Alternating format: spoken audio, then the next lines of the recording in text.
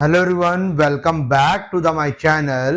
Last video में हमने goods purchase की जनरल एंट्री देखी थी। इस वीडियो में हम लोग एसेट्स परचेज की जनरल एंट्री देखने जा रहे हैं कि मतलब अगर कोई पर्सन एसेट्स परचेज करे तो एंट्री क्या होगी।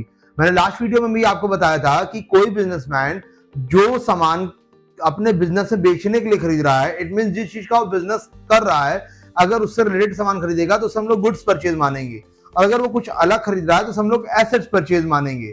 जैसे एक इलेक्ट्रॉनिक का शॉप वाला प्लग, ट्यूबलाइट, बल्ब, ये सारी चीजें खरीद रहा है तो ये उसके लिए गुड्स परचेज है। वही अगर वो चेयर खरीदे, रैक खरीदे, फर्नीचर बनवाए तो ये सब उसके लिए एसेट्स परचेज है। ठीक, जिस चीज का बिजनेस कर रहा है अगर वो खरीद रहा है तो वो गुड्स परचेज, अगर कुछ अदर खरीद रहा है तो उसके लिए एसेट्स परचेज हो गई। ठीक, अब यहाँ पर जैसे गुड्स परचेज को हम लोगों ने दो पार्ट में बांटा था कि जब गुड्स कैश परचेज हो रहा है, जब क्रेडिट परचेज हो रहा है, ऐसे यहाँ पे एसेट परचेज भी दो पार्ट में है, when assets purchase in cash, और दूसरा है when assets purchase on credit. यहाँ पर भी वही सेम तरीका है पहचानने का। मैंने बताया अगर आप गुड्स जो है देखना चाहते हो कि आपने कैश खरीदा है या क्रेडिट खरीदा है, तो कैश खरीदने में तीन तरीके से क्वेश्चन दिया हो सकता है। जैसे लिखेगा फर्नीचर परचेज, यहाँ पे फर्नीचर परचेज केवल लिखा है फर्नीचर परचेज, मतलब सामान खरीदा, फर्नीचर खरीदा, तो फर्नीचर खरीदा होगा और पैसे दे दिए। तो अगर ऐसे केवल गुड्स परचेज लिखा तो उसको ही मानते हैं कैश परचेज। अब इसकी एंट्री क्या होगी?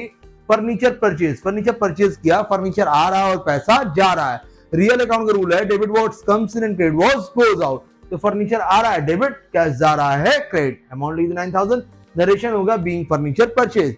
दूसरा एसेट्स कैश परचेज होगा तो कैसे लिखा रहेगा? जैसे यहाँ लिखा है मशीन परचेज फॉर कैश, साफ साफ कैश लिखा हुआ है, तो मशीन खरीदा और पैसे दिए, तो मशीन आया और पैसे जा रहे हैं, तो machine account DR to cash, debit what's comes in and credit what's goes out. Narration being machine purchase for cash 17000। फिर लिखा है plant purchase from Aman for cash. यहाँ पे एक पर्सन का नाम भी दिया और कैश भी दिया। जब कैश दिया हो तो नाम से कोई मतलब नहीं है, उसको कैश परचेज मानेंगे, और केवल अगर नाम दिया हो तो उसको क्रेडिट परचेज मानते हैं।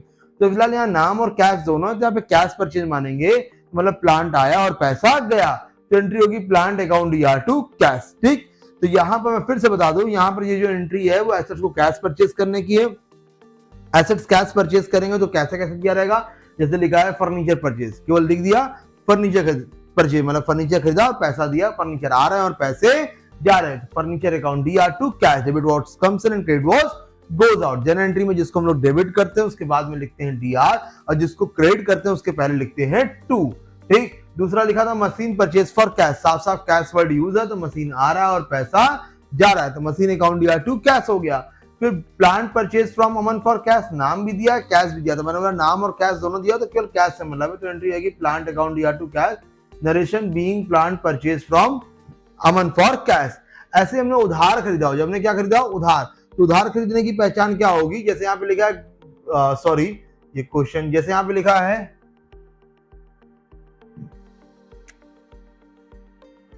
प्लांट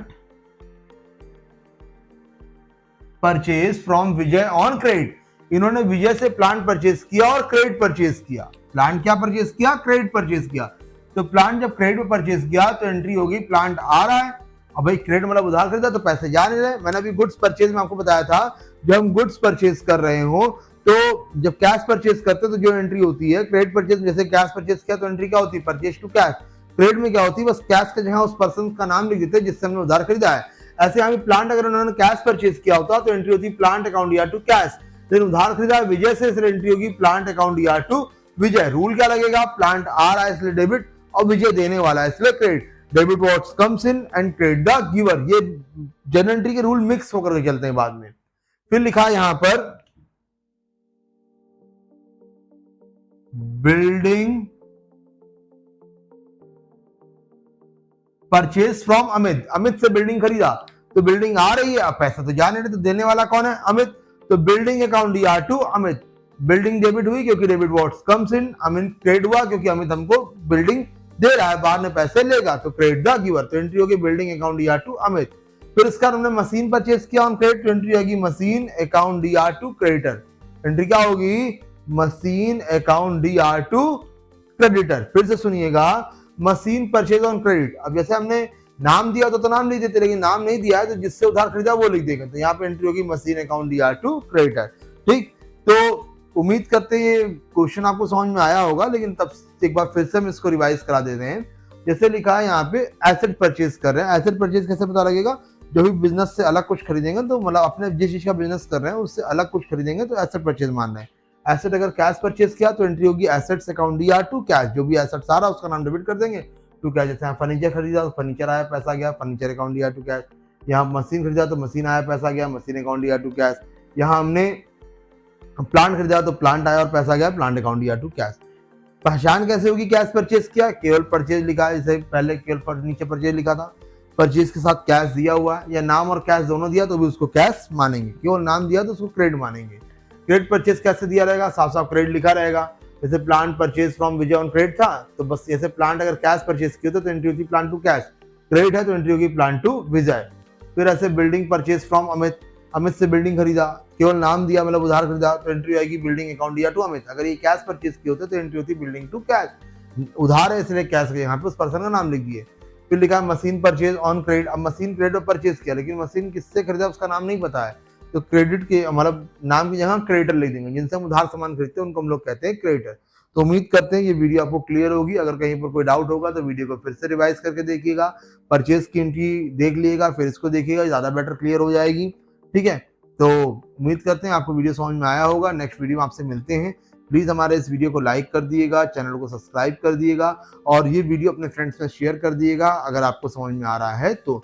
साथ ही कमेंट भी अपना मेंशन करिए, कमेंट में अपने सिटी का नाम जरूर मेंशन करिएगा। ठीक, और बाकी मिलते हैं नेक्स्ट वीडियो में, तब तक के लिए थैंक यू एवरीवन।